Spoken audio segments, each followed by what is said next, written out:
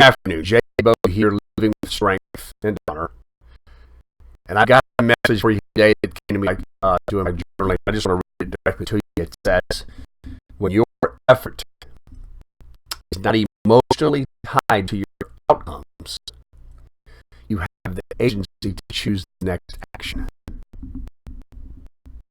Now, I don't know about you, but I'm going to be a pretty emotional person. I've been, it's been described to me that I wear my emotions on my sleeves, so to speak, and I can get really, really super excited and hyped and all those things. But like anything, there's a yin and yang to that idea, right? So when you're the kind of person that can get really up, you're also the kind of person that can get really down, where you are driven by your emotions.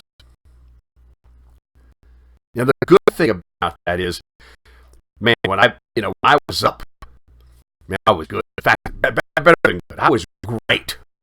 When I was hyped up and I was on, when I was motivated, I had high energy and get a lot of shit done. I was excited.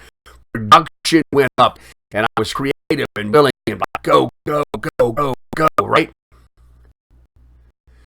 The problem is that when I wasn't, my effort sucked. When I was down, my effort would drop, right? So then, of course, my production would fall. And because my production would fall and my effort wasn't there, I would feel guilt and shame because I didn't put in the effort, which made me feel worse, which drove my reaction to my effort, which drove my production down, which created more shame and guilt. So there's just sort of this loop that goes on and on and on and on. I could get in one of those loops for a day, an afternoon, a week, months on end sometimes. So that's the problem, being driven by your emotions. You become a rudderless ship at the mercy of whichever emotional wind passed your way. If somebody got mad at you or bitched at you, you got down, then boom, it could wreck your momentum. If someone gave you some feedback that was difficult to hear, wow, it could wreck your momentum. If your favorite sports team lost a game or you think they got hosed by a referee, bam, crushes your momentum. I know because that's the way that I lived. Now, in this week, I had faced down a whole slew of difficult outcomes. One really big outcome from a long-term goal of mine that I had to admit, you know what, that's not going to happen for you. And like life seemed to be sometimes, it was followed up with a bunch of little things. Bing, bang, bang, bang, bang. Right, I had one of those days. Now, in the past, that drove me to do two things. First off, stop. Stop making all the effort that I've been making in every area of my life and say, you know what, screw it. I'm just going to check out on this thing. I'm going to sedate. By sedate, I mean choose to do anything but engage in what's most important. So, like watch TV. I can make excuses. You know what? It's a U.S. Open week. I'm going to watch golf all day. Better yet, I'm going to go down to the local bar where I can watch golf and drink beer all day. I won't be home in the afternoon to see my baby love, and I won't be home in the afternoon to spend some quality, like present time with Julie. And I won't be home to cook dinner. And I won't be able to connect with my older kids. And I won't be able to help my clients. And I won't be able to do any marketing and advertising. And I won't do anything except sedate. And that loop could last, again, for days, weeks, months. Now, here's the other possibility.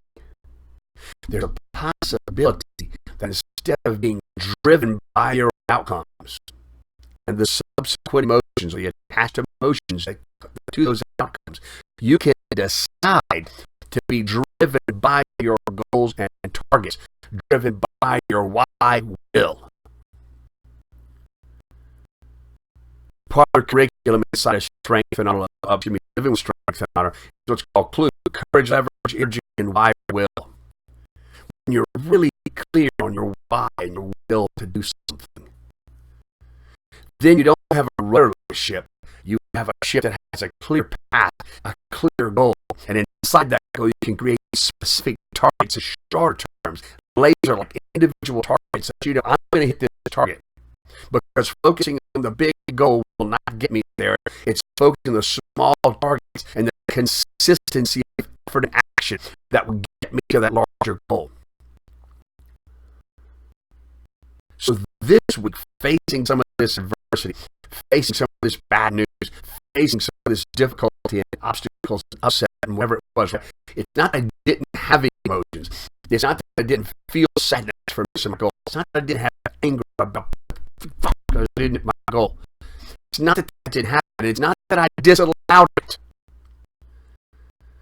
I allowed myself to be present with those feelings and to feel that stuff and let it sink in, and then decide to use those feelings as the fuel to propel me forward rather than send me into the pit of station. Instead, I communicate at the deepest level with my queen, Julia, about what had happened and how I was feeling. And strangely enough, she was more upset and more triggered by the experience than I. I even talked to my 9-year-old son about it, hoping to try to share a lesson with him about it's okay for us to be disappointed, but it's the next steps we take that make the difference in our lives. I talked to a few of my brothers, a few of my trainers and coaches and mentors and friends about it, shared what I had to share, was blunt to the responsibility for having not created this opportunity that I wanted. You see, it's okay. It's like to feel. No, the idea is not to shut off your feelings. The idea is not to ignore your emotions because they don't go away. All they do is build up and bubble up inside of you. And you're like a volcano, like waiting to blow, and shit comes out sideways on people and in places that do not deserve it, that are not really the focus of your ire and upset.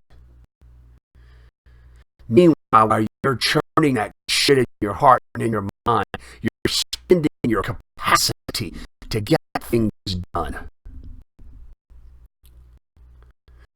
Conversely, if you could allow yourself to be in a space to feel those emotions, to feel those feelings, to let them be,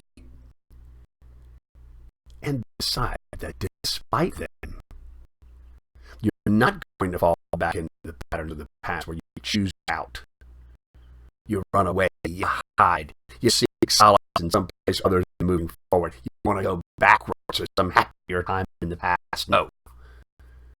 You choose to stick to your target. You choose to stick to your consistency. You choose the new habits that you've created. And the new thought patterns are coming up for you versus the old. And in doing so, you get consistency of action. And consistency of action always leads to desired outcomes. That's the message I have for you today. It's not motivated. It's not hyped up. It's not exciting. As I always say, the patron saint of consistent outcomes is not a great dragon or like a cool kung fu master. It's like a guy dressed in overalls with dirt and oil all over him. It's not always sexy, but it's fucking hard work. The thing is that you can do it. I know because I can do it. And I'm not special. And if I can do it, then you can do it. That's what I got for you today.